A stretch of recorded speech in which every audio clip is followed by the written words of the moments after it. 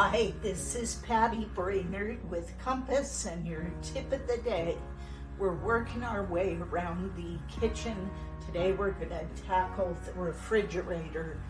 In the ideal world, your sellers have moved and the refrigerator's empty, but oh, what if they live in the house?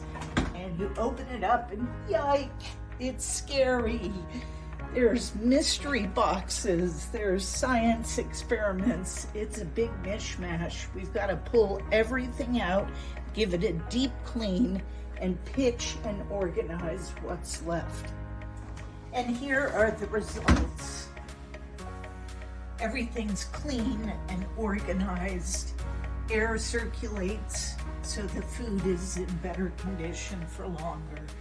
If you don't have the time and energy to do this yourself, when you're working with Team Patty Brainerd, we can refer organizers and cleaners to you as well as other vendors.